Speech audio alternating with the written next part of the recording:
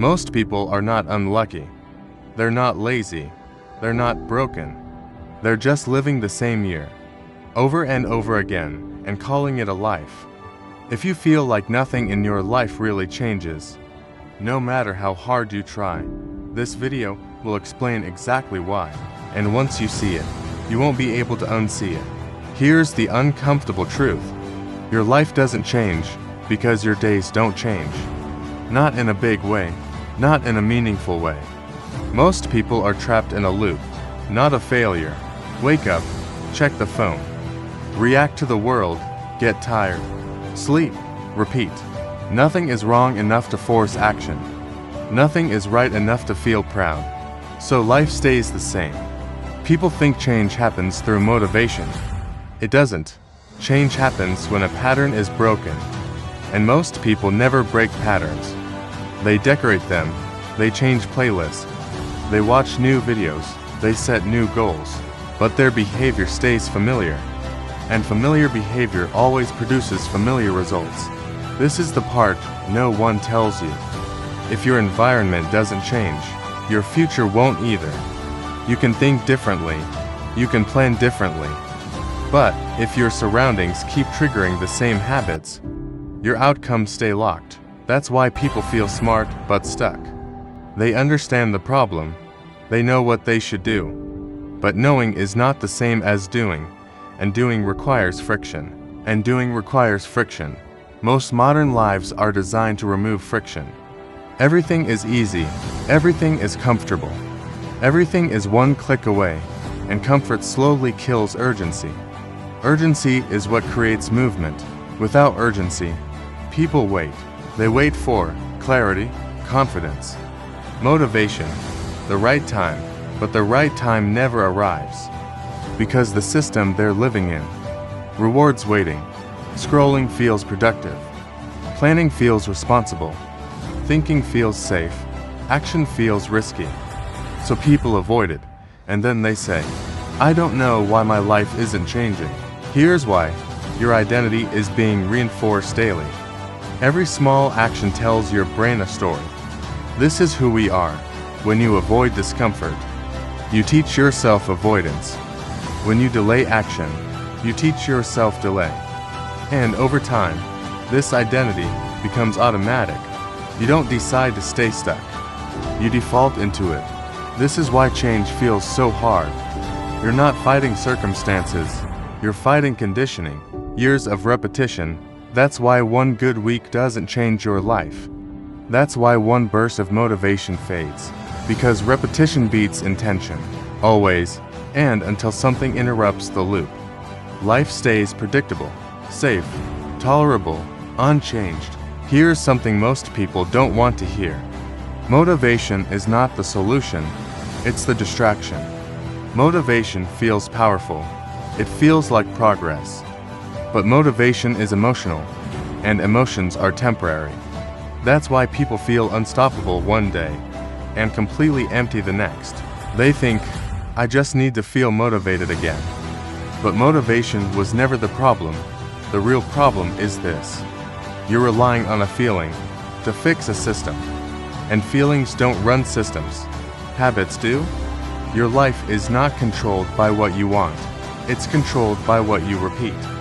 Motivation spikes when you watch a video like this, when you hear the right words, when something finally makes sense. But once the video ends, your environment stays the same. Same room, same phone, same distractions, same people. So the system wins. This is why motivation always fades. Not because you're weak, but because you're human. Your brain is designed to conserve energy. It doesn't want growth, it wants safety. And motivation feels risky. Action feels uncertain. Change feels uncomfortable. So, your brain slowly pulls you back to what's familiar. Scrolling, waiting, overthinking. People confuse motivation with readiness. They say, I'll start when I feel ready. But readiness is a myth. No one ever feels ready for change. They feel uncomfortable enough to move. That's the difference. Motivation asks, do I feel like doing this? Discipline asks, Who do I become if I don't? And here's the truth. People who change their lives don't have more motivation. They have fewer decisions. They remove choice. They don't wake up asking, should I work today? They already decided yesterday. Motivation waits for energy. Systems create energy. That's why relying on motivation keeps you stuck. Because every time motivation disappears, you stop. And every time you stop, you teach your brain one thing: quitting is an option. Over time, that belief becomes permanent. And then people say, I've tried everything. No, they tried motivation. They never changed the structure of their life. And without structure, motivation becomes a loop. Excited, inspired, inactive, again and again. Most people believe effort changes life. They think, if I just work harder, everything will eventually improve. But effort doesn't change identity, and identity controls behavior. You don't rise to the level of your goals. You fall to the level of who you believe you are. That's why people work hard and still stay in the same place. They're pushing against an identity that keeps pulling them back. Someone who sees themselves as unlucky will subconsciously expect failure. Someone who sees themselves as average will avoid extraordinary risk, not because they choose to, but because identity protects itself. Your brain doesn't ask, what will improve my life? It asks, what keeps me consistent? Consistency feels safe. So, when your actions threaten your identity, your brain creates resistance, doubt, fear, procrastination, overthinking, not to hurt you, but to protect the story you've been telling yourself. This is why change feels personal. It's not about effort. It's about who you think you are allowed to be. People say, I don't have discipline. What they really mean is, this behavior doesn't match my identity. Because when something is your identity, discipline disappears. You don't need discipline to breathe. You don't need motivation to check your phone. You just do it. That's identity in action. Here's the mistake most people make. They try to change outcomes before changing self-image. They want more money, more confidence, more freedom. But they still see themselves as the same person inside. So, even when opportunities appear, they hesitate. They self-sabotage. They wait. Because accepting success would require becoming someone unfamiliar. And unfamiliar feels dangerous. This is why small wins matter. Not because they change your life, but because they change your self-image. Every completed promise rewrites identity. Every avoided task reinforces the old one. Identity is built in silence. No one sees it forming, but one day you wake up and realize you're living it. That's why effort alone fails. Effort without identity change is temporary, but identity change makes effort automatic. There's a moment in every real change where nothing seems to be working. No results, no feedback, no confirmation, just effort and silence. This is where most people quit, not because they're lazy, but because their brain expects progress to be visible. When progress stays invisible, doubt fills the gap. People start asking, what if this doesn't work? What if I'm wasting time? What if I'm fooling myself? And slowly, they stop. Here's the truth. Growth is delayed. Quitting is instant. So quitting feels relieving. It gives the brain closure. Trying doesn't. Trying keeps the story open. Most people don't quit because it's hard. They quit because it's quiet. No praise, no likes, no validation, just you and the work. But this quiet phase is not failure. It's compression, pressure building before a break.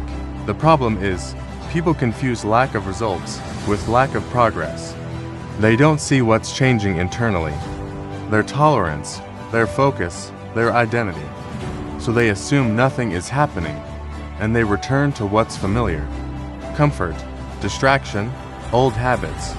This is the most dangerous moment, because if you quit here, You don't just stop progress. You reinforce a belief, I never finish. And that belief becomes heavier than the failure itself. Most success stories look fast from the outside, but from the inside, they feel slow, lonely, and uncertain. That's why few make it through. Not because it's impossible, but because it's invisible. And here's the unfair part. The closer you are, the louder the doubt becomes, because the old identity is fighting for survival. It knows it's being replaced, so it throws everything at you. Fear, distraction, excuses. This is not a sign to stop. It's a sign you're at the edge. There is a stage of growth most people never reach. Not because it's difficult, but because it's unfamiliar. This is the moment where change stops feeling exciting and starts feeling irreversible. Where going back no longer feels comfortable. This is the point of no return.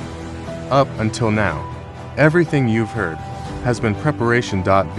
Understanding the loop, breaking reliance on motivation, separating effort from identity, surviving the quiet phase.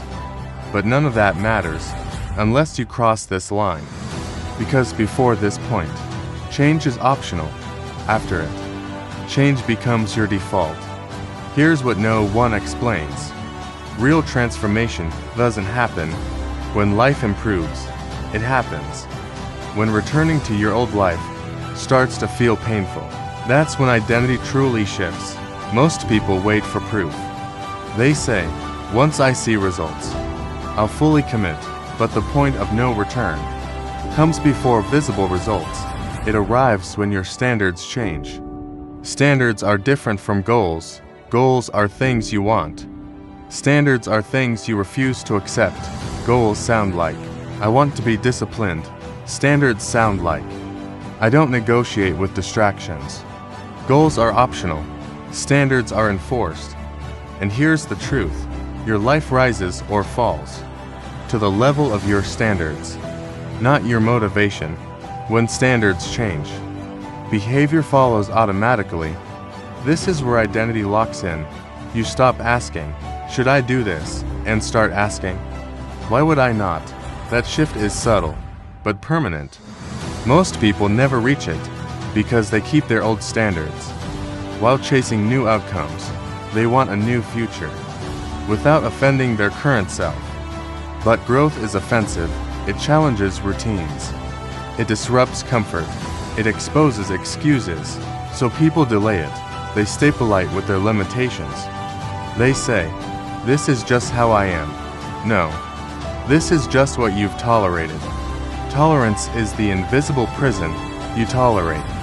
Low focus, low energy, low output, and your brain accepts it as normal. To cross the point of no return, you must attack tolerance, not violently, but consistently. You decide, this version of me is no longer acceptable. Not dramatic, not emotional, just final. And once that decision is repeated enough times, your nervous system adapts. What once felt hard becomes neutral. What once felt uncomfortable becomes expected.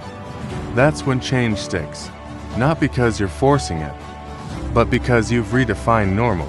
And normal is powerful. Normal controls behavior, even when no one is watching. That's why real discipline is quiet. No hype, no speeches, no announcements, just silent execution. This is the stage where external motivation becomes irrelevant. Because now, stopping would feel strange. Now, quitting would feel unnatural. And that's when you know you've crossed the line. Here's the mistake people make. After they start improving, they relax too early. They think, I've changed.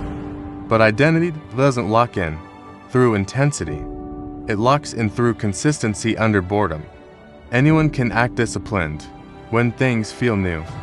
The real test is repetition without excitement. This is where most people relapse. Not into failure, but into comfort. They stop pushing edges. They loosen standards. They make exceptions. And identity slowly slips back. So, how do you lock change permanently? You remove decision-making. From critical behaviors, you don't rely on willpower.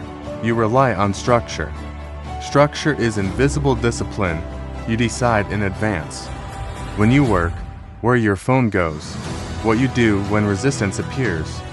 So, in the moment, there is no debate. Debate drains energy, clarity preserves it. The second lock is environment. You cannot outgrow an environment that constantly pulls you backward. This doesn't mean isolation. It means design. Your surroundings should make progress easy and regression uncomfortable. What you see daily shapes what you become. Your brain mirrors patterns, not intentions. That's why successful people seem naturally focused. They're not. They're protected from distraction. The third lock is self-trust. Every time you do what you said you would do, even when no one is watching, you deposit trust into yourself. That trust compounds. Eventually, you stop negotiating with yourself. You don't argue, you execute. And that's freedom. Not freedom to do anything, but freedom from internal conflict.